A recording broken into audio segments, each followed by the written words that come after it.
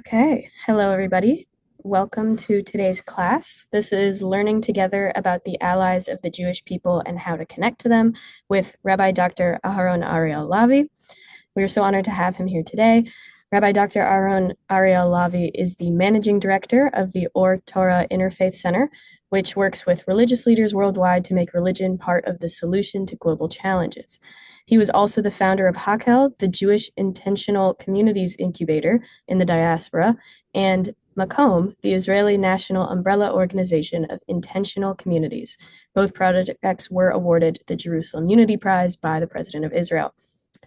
Lavi hosts rabbinic smicha and academic degrees in economics, geography, history, and the philosophy of ideas. His PhD dissertation explored the migration of ideas between U.S. Jewry and Israeli society. A 2024 Harvard Divinity School postdoctoral fellow, he continues to research Jewishly inspired community building at Bar-Ilan University's Weisfield Maayan Institute in 2025.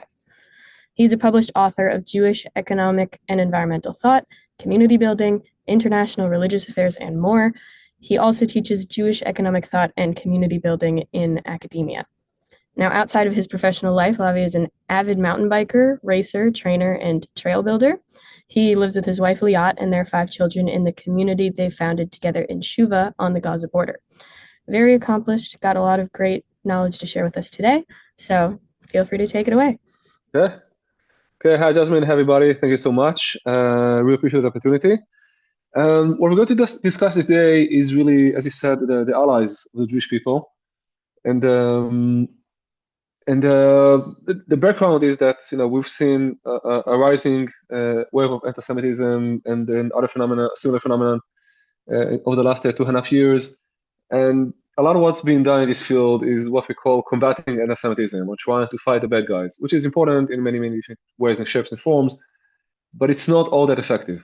And we're not against that. We're trying to propose a different strategy, which is based on research, based on data, not just based on aspirations or intuitions or general inclinations. It's based on actual data, hard data from the field.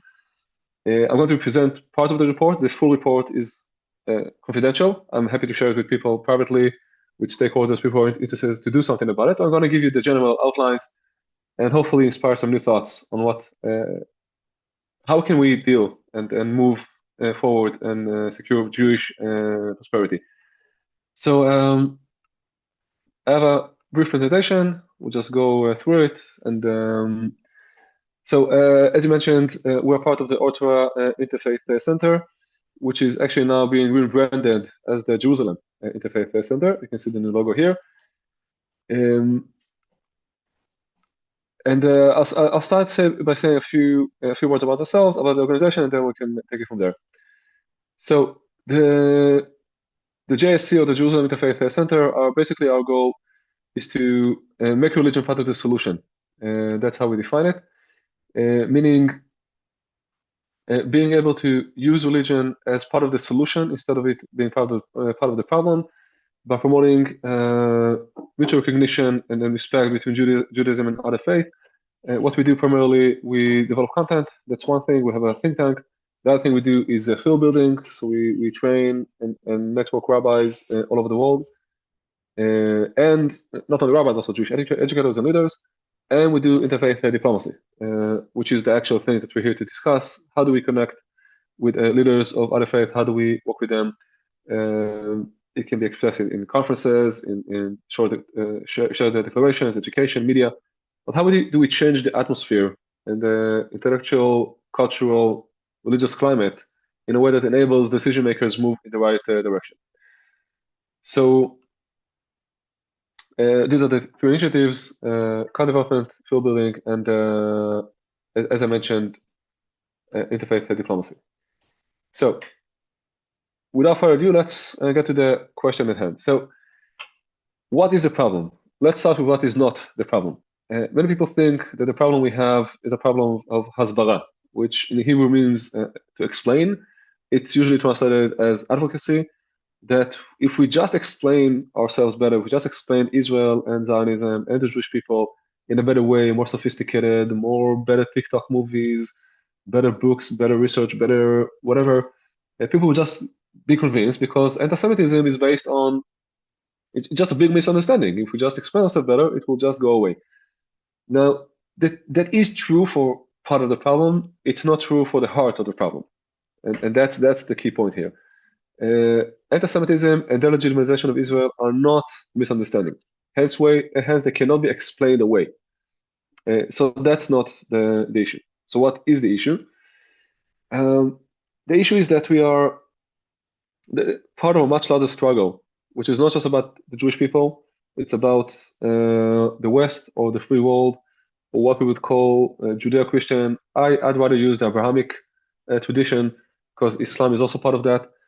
Islam is actually split, so parts of it see itself as part of the free world, and parts of it are trying to fight the free world, and they are part of what has been termed. That part that fights against it, the more radical part, is part of what has been termed the Red-Green Alliance. The green stands for political Islam or Islamism, which again is part of Islam. It's not the entire Islam. It's actually a minority. It's just very powerful and well-funded and well-organized and noisy and violent. And the red stands, it used to stand for communism, but it stands for radical progressivism or woke. Again, it's not the left in general. I'm not being political here. It's a cultural issue. And it's a struggle to, on what kind of civilization are we going to live in? Are we going to live in authoritarian regimes? Are we going to live in free regimes? Are we going to live with the freedom of religion or not? And all those kinds of issues that we're actually trying to deal with.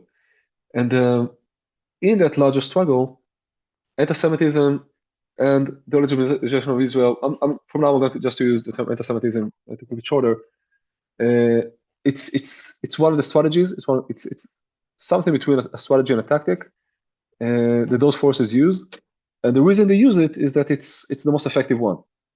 Because part of the theory of change, part of the logic model of the Red-Green Alliance is that to promote the kinds of fundamental changes they seek to create in the world, one of the steps along the way is chaos. You need to actually inject chaos and intensify conflict and disinformation inside those societies. And the best way to do it is to attack Jewish institutions and communities because it gets very high visibility, very like headlines all over the world. But we know, and El Wiesel already told us that what starts with the Jews never ends with the Jews. So we need to be very aware of that, and that it's not just a local struggle. Now, in this landscape, we believe that, or we argue that facts alone do not persuade. It's not a battle of just facts and explanations, as I said earlier. It's about identity. It's about narratives. And that's why trusted voices have much more power. Meaning, having more and more rabbis talking about Israel or Judaism or anti-Semitism is important. It's not nearly as effective as having leaders from within other communities speaking about that. If you have Muslim leaders or Hindu leaders or Sikh leaders or Sikh S-I-K-H, yes, not S-I-C-K. It's a religious denomination, religious movement. Or African tribes talking about it within their communities, that's something that is much more effective, which builds a coalition, builds an alliance. And this means that we need to identify those voices and work with them. Now, one of the questions, this is an important article of a friend of ours published a few months ago on October 25, Professor Jack Wertheimer, a very important Jewish scholar and a dear friend. And one of the things that maybe some of the listeners right now are asking themselves is, okay, well, no, we tried to do that. No, we cultivated friends. We had the JCRC. We had all kinds of organizations working to cultivate those friendships and alliances. And almost none of them stood for us on October 7th. Maybe, forget later, maybe during the war, people had their criticism of Israel, but October 7th, like Israel has not even entered Gaza yet. It was just the first day of the attack on Israel. And many of them disappeared. And our answer to that is that you need to know which allies to choose and who to work with, and also who not to work with. And part of the problem was that many parts of the Jewish world worked with their own allies. and work with actually organizations that are part of the Muslim Brotherhood or even representatives of the Shiite regime of Iran, which again do not represent not even the vast majority of Muslims, and but they're very well organized. That's why it's very tempting to work with them, because you feel like you work with very large organizations that have large influence, but they were not there at the moment of truth. So our main argument, to summarize, and then I'll go into the data itself, is that countering anti-Semitism requires shifting our attention from enemies to allies. Instead of just fighting the bad guys, which again is important. Like we need to be in courts and be in the media and be in politics and do what we can to stop malicious activities. But that's not enough, and we're not going to convince anyone there. That's more like a defense fight, like holding our ground and trying to make sure that we don't get hurt in the process. But there's no way to convince people in the Red Green Alliance. First of all, many of them are just being paid. We're talking about hundreds, if not thousands of organizations that are getting paid by either Qatar or all kinds of foundations that this is their ideology, that's their parnassa, that's their livelihood. So you cannot expect them to change their minds. As I said, it's very well organized, very well funded. And there are also other factors in play, for example, and the crisis of loneliness that draws people into those movements just as a social framework to be part of, and all kinds of prejudices and historical anti-Semitic tropes. It's all this together makes it almost impossible to convince people who are already anti-Semitic. So the fight is actually for the middle, which is the vast majority, and there we need allies and be more positive and visionary and not just fighting. So what's the opportunity? The opportunity, as I'm going to show you, is that the potential allies of the Jewish people are diverse, sizable, and not only there are many of them and many shapes, different colors and nationalities and countries, they're also driven, most of them are driven by deep convictions and long-term interest. So it's not something that's going to disappear tomorrow morning. It could disappear in the next generation if we don't invest in it. And another opportunity, which is it's not the main thing for today, but we suspect that's a claim. That's not a fact yet. That's something we think will happen. That as AI and fake news spread, as social media becomes more and more AI driven, which means that what you're reading is not really anything that anyone wrote. It's just AI bots talking to bots and just talking to among themselves. And supposedly people might revert back to real communities and real people for information, because those will become the old school methods will become actually the more reliable sources of information. Now, before we talk about how to take advantage of this opportunity, let's just say a few words about what happens if we miss it. So I'm putting this on the table to say that we don't have the privilege to just sit back and say, oh, okay, let's just let someone do it and someone else. No, we need to be proactive about it. So one scenario is the Red Green Alliance wins. And you can see here, I brought here the Israeli example, but it's going to be detrimental to Europe and to the West, and to the US as well. If the Red Green Alliance wins, we're just going to live in a very different world that I don't want to live in that world. All of my friends in the Hindu and Muslim and Christian world don't want to live in that world, and I assume most of our listeners don't want to live in that kind of world, which is dominated by China on the one hand and Islamic Caliphate on the other. That's danger number one. Danger number two is that the Red Green Alliance is defeated, but without us around the table. Someone else do that, our allies do it without us, and that's also dangerous, because as the saying goes, if you're not around the table, you're on the menu. So if we won't be part of that process, it could backfire, and we'll just find ourselves fighting even bigger forces later on. So we need to be proactive, and we need to be part of the process of trying to restabilize our world in the new order that is unfolding in front of our eyes. So what's the goal? What's the impact we hope to achieve? We define it as a broad pro-Jewish West pro-civilization coalition. I think that's the best name. It's not just about Judaism in Israel. Capable of counterbalancing the Red Green Alliance while carefully managing internal tensions among diverse allies, which is also very important. We'll see it later, but the fact that many different groups see themselves as potential allies of the Jewish people in this struggle does not mean that all of them can work together. It's much more complex than that. We'll see it later, but we need to be very careful in how we build those coalitions and how we weave those networks. So, after all this introduction, so what actually have we been doing? What's our added value, and what do we bring to the table? So we gathered together a team of 7 international scholars.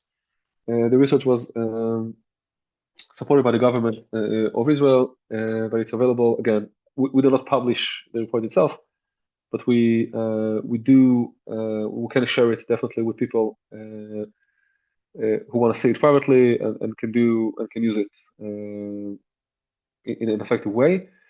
We did more than 100 research interviews. That's comparable to 3 PhDs. If you want to do a PhD based on interviews, you need to do 30 to 40 interviews. So that's a lot of data we have, plus secondary sources and available survey sources and data. So it's a very robust, rigorous research, which is rooted in real data from the field and not just general ideas or intuitions or AI summary of, oh, write me a report of, no, it doesn't work this way. We have actual data that no one else has right now. So what are the key findings? One is that the alliance system that can work together is shaped primarily by what we call sub-state communities. So these are religious movements, all kinds of ethnic groups, cultural, civilizational communities, diasporic networks, the Venezuelan diaspora, the Hindu diaspora, all kinds of diasporas, the minorities in the Middle East. So when we talk about sub-state, it means that these are groups on the ground with actual influence on the society, the culture, the education, the ecosystem. It's not necessarily the elites and the political elites, although they do have a lot of influence, but it's not only the elites. It's actual people, communities, movements on the ground. In terms of numbers or who are we talking about? So again, this is very briefly. We cannot bring the entire all of the data here. I should say, by the way, that the full report is 350 pages long. It's massive. It's like this thick. We have it both in Hebrew and English available. So obviously I cannot go into all the details here, but we do analyze group by group, trying to understand what are their motivations, how can we work together, what are the best strategies, what are the best tactics, what are the best ROIs, what should be the priorities. That's a very complex discussion. So I'm just giving you now the headlines. So one group, and I would say this also relates to the first group, evangelical Christians. Of all those groups, the only one that actually gets attention from the Jewish world is evangelical Christians in North America, specifically. Even only the US. I mean, it's even that narrow. All other groups get zero to negligible attention and resources and investment from either the Jewish people or the people or state of Israel. And that's something that we're trying to change. That's why I'm here talking about it. That's why I'm addressing this crowd. To say that we have a huge opportunity, we cannot miss it, and now is the time to be proactive and positive and visionary about it. And not only for ourselves. I think that's for the greater good of the world and our societies. So evangelical Christians and Hebrew Christians, that's one group. You have the numbers here, talking about 500 to 600 million evangelicals worldwide. Again, that's a very conservative estimate. Between 50 to 60 Hebrew Christians, million, of course, Hebrew Christians. That's a subset. I cannot go into all the details now, but these are factions of the Christian world that are seeking a deeper connection with the Jewish world. Then we have authentic Muslim leaders, which may come as a surprise to many of the listeners, but we're talking about hundreds of millions of Muslims, South Asians, Middle Eastern, Sufis, all kinds of modern voices who see Islamism. Again, Islamism is not Islam. Islamism is a political movement that uses Islam to generate power and economic benefits. they see Islamism as a greater threat to their communities than ours. Now, that's very important for this group and for all other groups, that no one is doing anyone a favor in this space. So it's not like we come to them and tell them, "Oh, listen, the Jews need help. Can you help us?" No, it doesn't work this way. Nobody helps anyone in international relations. That's not how the world actually functions. Uh, they see radical Islam as a threat to them even more than it is a threat to us. And just to give you one number, 97%, 97% of people killed or murdered by radical Islam terrorist organizations such as Al Qaeda, ISIS, Boko Haram, Al Shabaab, Polisario, all those organizations, 97% of them are Muslims. So it's an internal Muslim crisis. Only 3% are Jews, Christians, and all the rest. So that's the second group. Then we have MENA. MENA means Middle East, North Africa. It's the region I live in. So MENA minority communities. Talking about the Jews that I'm sure you've heard of over the last year or so since the fall of the Assad regime. Yazidis who are going through a genocide by ISIS about a decade ago. Kurds that I'm sure you heard about. Baha'is and Assyrians. This may come as a surprise. There are more groups. I'm not listing all of them here, but just to give you one example, these are actual Assyrians. These are the actual descendants of Asarchedon and Sancheriv that we know from the Bible. The same empire back then that destroyed the northern kingdom of Israel, the 10 tribes that were relocated, and actually most of them got lost since then, what we call the lost tribes. So they still exist as an ethnic group. They still speak Aramaic, not the exact same Aramaic in the Talmud, but they speak Aramaic. They're Christians by religion, but they're Assyrians by ethnicity. They live in Iraq, most of them, and they have a very strong diaspora. Today, there are about 3 million people. So that's another group. That's all those minority groups in the Middle East. And by the way, Jews are another minority group in the Middle East, inside a Muslim majority. They see this potential alliance between minorities in the Middle East as something that is crucial for them, that is existential for them. And again, no one is doing anyone a favor in this game. No, we're not doing them a favor, and they're not doing us a favor. Building anything on favors is unsustainable. It needs to be built on deep moral convictions and shared interest. And that's what we have here. Another group is Hindu. Hindus and Sikh. Again, these are not proportional. Hindus are about 1 billion people, billion with a B. Sikh are about 60 million, but we still count them together. That's a huge group. We're talking about 600 to 700 million Hindus inside India, and almost 900 inside India, and another 100 million in the Hindu diaspora all over the world. You see them in all countries. Many of them are very successful, very active, very well connected, and they see this struggle as a joint struggle as well. It's something that we need together to preserve our joint civilization. You may have heard of Prime Minister Modi's visit to Israel a couple of weeks ago, just before the war. So there's a deepening alliance between Israel and India as countries, and there's a huge potential for Jews and Hindus as nations or as religions to work together. Now, just to give us a sense of how far behind we are, with 1 billion Hindus out there who are potential allies, as far as I know, there is not even a minion, like not even 10 people, 10 Jewish professionals in the entire Jewish world whose job is to work with those Hindus. Even 10 is not enough, even 100 is not enough, even 1,000 is not enough, but we're not even in the game. There are a few people here or there who do try to do something with the Hindu world, but it's really a drop in the bucket. And the potential is really, really huge and much more effective than trying to just fight the bad guys all the time. Iranian positions, that's very, very timely.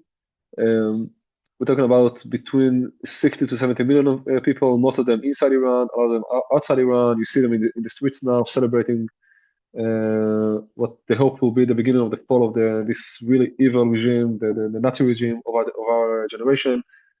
And they see the Jews and Israel, of course, as one of the main allies, not only in the struggle to topple down the Islamic Republic, but even more so to rebuild Iran in the day after. they will need a lot of help, and hopefully we will get to this day and be able to be with them. But I want to take a pause on them and use this to explain that this is also this can be used as a very good example to explain why we need to be very careful in how we build alliances. For example, over the last 2 weeks, we started getting videos from people from the Iranian opposition, sending messages to the Jewish people, or to Israelis. You can look us online, the Jerusalem Interfaith Center. We're on TikTok and X and LinkedIn and Facebook and Instagram and YouTube. I think that's all the social media networks that are relevant. You can see it all there. And one of the questions they ask, not say exactly who, they ask me, okay, so who am I going to be with on the same post or whatever from the Iranian opposition? And why is that? Because the opposition itself has its own internal splits. So parts of it are what's called monarchists, those who are trying to promote the reestablishment of the Shah regime, Prince Pahlavi, and to rebuild Iran around the model that existed until the Islamic Republic took over 47 years ago. But some of them are separatists. Some of them are Kurds or Baluch or Ahwazi. These are all kinds of minorities that live inside what's now called Iran. They're not Persian. They're not Iranians by ethnicity. They're not necessarily Shiites. They could be Sunni. They could be even Christians. And some of them want to have their own country. They want to have a free Kurdistan, a free Ahwaz, a free Balochistan, and they don't want to be part of the larger Iran anymore. So those forces don't mix. So you need to be careful. How do you support the Iranian opposition without taking sides? It's not our role as a Jewish people to take sides and decide for them which side should win. Like we need to work with everybody and see how we can do it in a proper way. Next, African tribes and Christians in Africa. Two key points about them, besides the fact that they're like, again, hundreds of millions of people, they're unaffected by traditional European antisemitism. So they are Christians without the anti-Semitic European baggage, if I can call it this way. And they're looking for partners to work against Islamism, which is spreading across the continent. And I should say that Islamism across the continent is spreading not spontaneously. Nothing here is spontaneous. It is well funded, it is well organized, it is deliberate, it's strategic, it's paid by Qatar, by Iran, by countries that are trying to take over Africa because they realize, as we should realize, that Africa is the next China. It's the youngest continent in the world, the largest amount of children and next generation. And if you want to be relevant in the next generation, you need to be working in Africa. And there's a lot more we can do. We do stuff there. I cannot say that we don't do anything, but we mean the Jewish people, but there's a lot more to do. And then we have another interesting group that I'm sure you may have heard of, Noachites, Lost Tribes, all kinds of emerging communities, and they add up. They add up to millions and tens of millions of people, literally all over the world, who see us as allies and want to work with us, and we need to basically just shake their hand back. So, a few more important points, and then we'll wrap up with recommendations. One, as I said, these allies do not agree on everything, and they do not need to. Like, it's not our job to convince the Iranian position which route they should take. It's not our job to decide for different factions in the Christian world how to come to terms. That's their eternal thing. We just need to be aware of that and to maintain good relationships with everyone we can. But there are things that unite them, and one is resistance to radicalism, both radical atheism and that kind of social disintegration, but also radical Islamism, and their belief in moral boundaries that we share, or for many of them, except for the Hindus maybe, I would say it's also the belief in an Abrahamic tradition, which is a very key concept, an important concept that we can use in this context. And that is why, that leads me to the beginning of what should be done. That is why interfaith diplomacy is one of the most effective tools in this field, because interfaith diplomacy touches on identities, it touches on people's hearts and minds, it touches on the deep motivations of human actions, on the sense of belonging and meaning, and that's the best way to connect. It cannot be just interest. It should be also interest, economics and Israeli high tech and water technology and agriculture and all that. That's very important, and we should definitely export more and get more business connections. But it cannot be 100% dependent on interest, because interests change, but identities don't change all that fast. And a relationship based on a shared identity and vision and values is much stronger than something which is based only on interest. And so if we try to build this alliance, I put this slide back just to remind us of the impact we're trying to create. Creating this pro-civilization alliance, how can we achieve that? What should be the strategy? So we're proposing with this, I'll conclude, a strategy based on 5 pillars. 1, to be proactive. 2nd, to connect, build capacity, weave a network, mobilize to action. Explain each one briefly to give like the general sense of it. So be proactive means, as I said in the beginning, we cannot wait for this coalition to form itself. We need to actively create it, because as I said, if you're not around the table, you're on the menu. So that's number 1. Let's get going. As a Jewish people, as Jewish organizations, as State of Israel, let's just, people are reaching out to us. Let's shake their hands and just be active about it. That's 1. Now, to be able to act upon it, we need to have the capacity to do it. We need to harness and train relevant Jewish and Israeli leaders who can actually do this and can actually be the connectors of this coalition. So to put it bluntly, not every random rabbi or every random even diplomat can do this in an effective way. If you know nothing about Hinduism, for example, or if you don't know about the internal frictions in the Iranian opposition, or if you have no idea about social processes in Africa, even though you know the Shas by heart and you know the Talmud and everything, that doesn't matter. You need to know what's relevant to this role. So we need to train people, we need to network them, we need to create a network of Jewish professionals who know how to do this and are active in this field. So once we decide to be proactive and we have the capacity to do it, again, I'm making this sound easy, but it's not that easy, then we need to connect. And here I'm using a paraphrase on the second rule of fundraising, people give to people. So people connect to people, not to projects or to WhatsApp groups. This cannot be achieved by, let's just open WhatsApp groups with some friends from whatever, from Balochistan, and yeah, beseder. It will just work out. No, it doesn't work this way. To mobilize a movement, to create a movement, you need to connect the dots between the leaders. You need to use relevant content. You need to go to conferences. You need to meet people. You need to be in touch. Now, because we're talking about being in touch with many, many people, we need to train enough people on our side who can actually do it effectively. So that's connect. Then we need to weave a network. So once we have those connections and we have the beginning of a coalition, we need to build a network and we need to find a way to connect the different dots.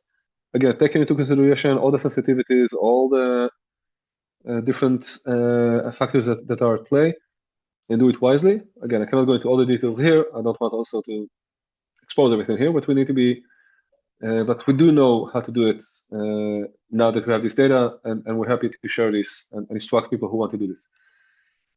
And last but not least, at the end of the day, we want to mobilize to action. We're not talking about just creating friends for the sake of friendship or friendships for the sake of friendships. We actually want it to be effective and to have impact on the ground.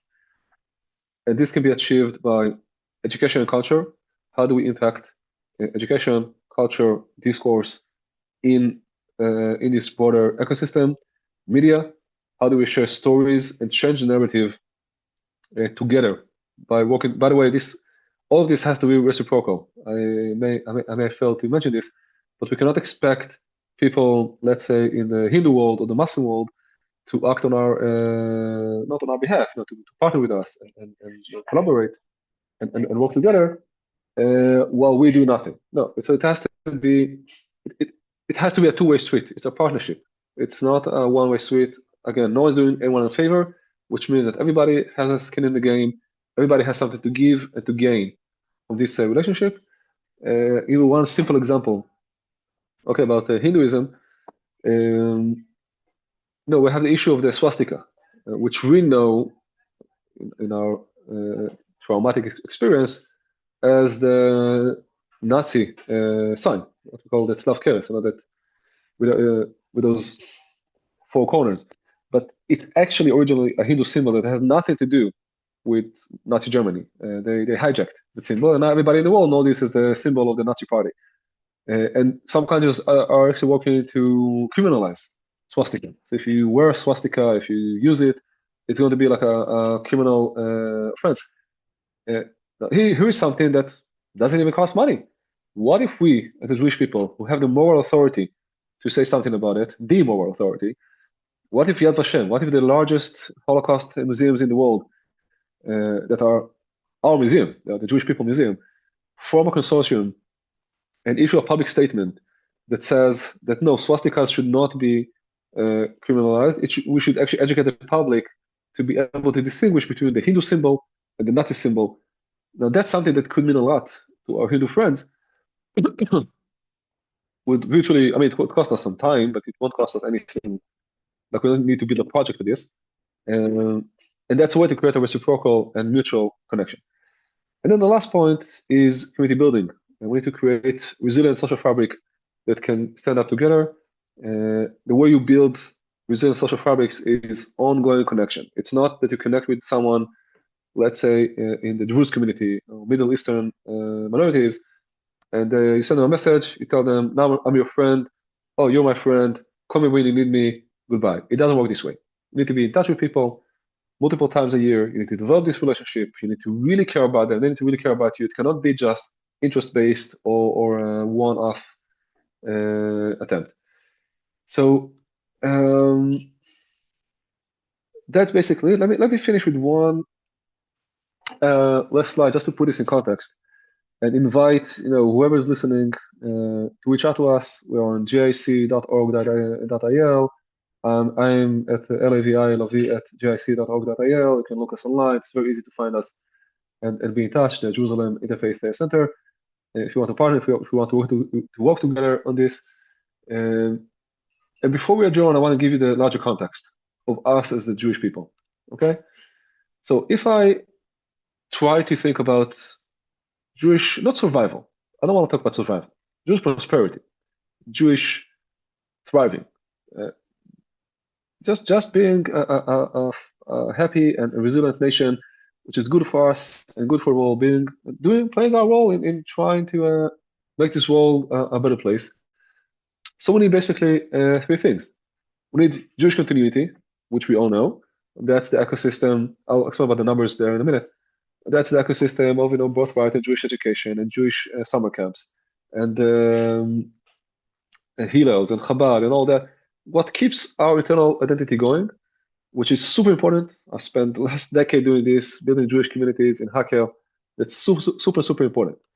The other thing is really combating antisemitism. We need to push back on the forces that are trying to eradicate Jewish people.